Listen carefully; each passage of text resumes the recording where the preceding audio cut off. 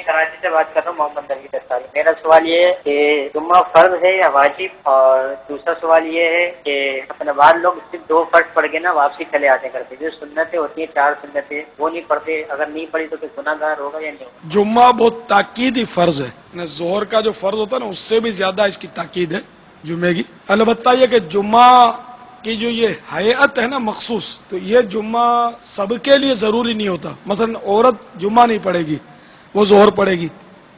اسی طرح اور بھی اس کے شرائط ہیں جمعہ واجب ہونے کے لیے۔ البتہ یہ جمعے کی جو 2 رکعت پڑھی جاتی ہے یہ فرض ہے، اس میں فرض کی نیت کیجیے۔ سنتیں یہ مؤکدہ ہوتی ہیں ظہر کے بعد جو پڑھی جاتی ہیں، اس لیے ان کا پڑھنا بھی ضروری ہے۔ اگر ایک آدھ بار ان کا ترک کیا تو برا کیا، عادت بنا لی تو گناہ گار ہوگا۔ یہ 2 فرض پڑھ کے جانے والوں کو رک جانا چاہیے، بلکہ یا یہ بھی ہو سکتا ہے کہ کوئی گھر جا کر پڑھتا ہو، تو اس لیے جو گیا اس کے بارے میں اس بدگمانی کی حاجت نہیں کہ یہ اس نے ظہر کے بعد جمعے کے بعد کی سنتیں نہیں پڑھی، کیونکہ دلیل نہیں ہے یہ اس کا جانا۔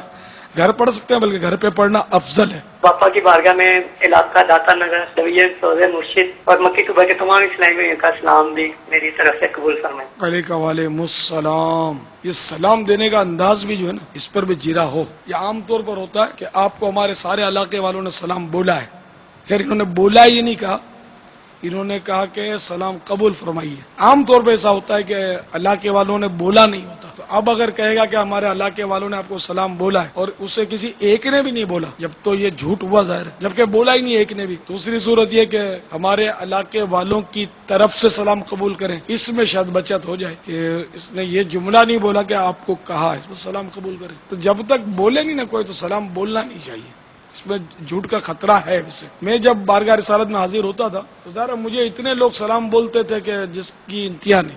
اب سب کا نام یاد رکھنا میرے بس کا روگ نہیں۔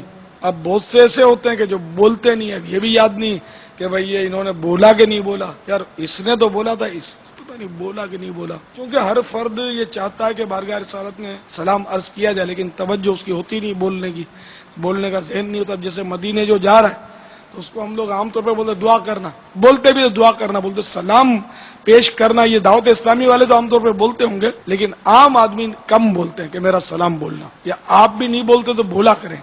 کوئی اگر مدینے کا مسافر میں کہ میرا بارگاہ رسالت میں اور شیخین کریمین کے درباروں میں سلام عرض کرنا کہنا چاہیے۔ تو اس میں یہ جیسے کہ جس نے سلام کہا نام یاد ہے اس کا تو چلو اب موقع ملا تو عرض کر دیا کہ بھئی یعنی سرکار فلاں کی طرف سے سلام قبول فرمائیے، انہوں نے سلام عرض کیا ہے۔ پھر اجتماعی طور پر جیسے بارہ اس طرح جملہ عرض کیا ہے میں نے کہ یا رسول اللہ جو آپ کو سلام عرض کرنا چاہتے ہیں ان کا سلام قبول فرمائیے، عرض کرنا جو چاہتے ہیں اس میں سب آ گئے۔ اب پتہ نہیں یہ جملہ بھی درست ہے یا نہیں ہے، لیکن میرے حساب سے بہت محتاط جملہ یہ رہا۔ میں بولوں کہ سرکار آپ کو اس نے سلام عرض کیا نہ کیا ہو تو جھوٹ بھی ہو بھی اس بارگاہ میں، جیسے عام طور پر لوگ بولتے ہیں کہ مجھے بولتے ہیں فلاں مزار پر گئے تھے ہم نے آپ کا سلام بول دیا۔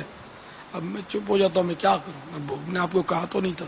ہاں بارگاہ رسالت میں میرا سلام عرض کر دیں تو یہ تو میں نے کتاب میں لکھ دیا رفیق الحرمین میں، وہ اعلیٰ حضرت سے فیض لے کر، کہ انوار البشارہ میں اعلیٰ حضرت نے بھی لکھا ہے کہ جو یہ کتاب پڑھے میرا سلام عرض کر دیا کرے، الفاظ بھی لکھے کہ ان الفاظ میں میرا سلام عرض کرے۔ تو مجھے بھی یوں لگا کہ چلو اپنے بھی تو ہیں تو اعلیٰ حضرت والے، میں نے بھی لکھ دیا کہ جو رفیق الحرمین پڑھے یا جو بھی اس طرح لکھا ہے کہ مدینے کے جو زائر ہیں تو میرا سلام عرض کر دیں تو احسان ہوگا۔ تو اب یہ چلو مدینے کا زائر جو بھی جائے میرا سلام عرض کرے، وہ تو میں نے لکھ کر دے دیا، درخواست کر دی۔ جس کو پتا ہے کہ میں نے یہ کہا ہے کہ میرا سلام بول دو تو اس کا کہنا تو صحیح ہو گیا، جس کو نہیں پتا تو پھر وہی پھنسا ہو۔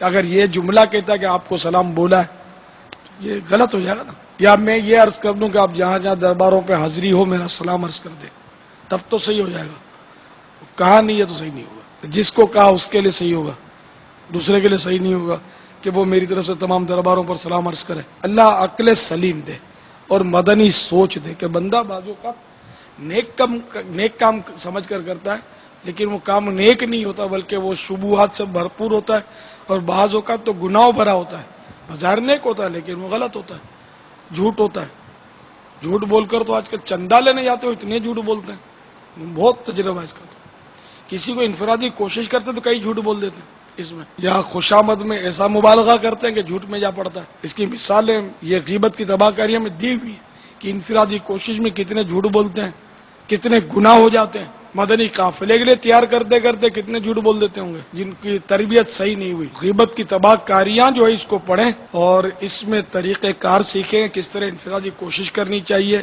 اور اس درمیان جو گناہ ہو جاتے ہیں ان سے کس طرح بچا جائے۔ یہ ساری مثالیں دے کر الحمدللہ غیبت کی تباہ کاریوں میں سمجھایا گیا۔ جنہوں نے پڑھا ہوگا ان کو اس کا اندازہ ہوگا بھی، انشاءاللہ وہ بچتا بھی ہوگا کہ ہم کریں نیک کام اور اس میں گناہ میں پڑ جائیں۔ یہ تو بڑی بہت مطلب تشویش کی بات ہے نا، بہت تشویش کی بات ہے۔ تو ہر کام کو کرنے سے پہلے سیکھنا چاہیے، نہیں سیکھیں گے تو پھر گناہوں میں پڑیں گے، انہیں پڑھ سکیں گے خطرہ ہے۔ واللہ تعالی اعلم ورسولہ اعلم۔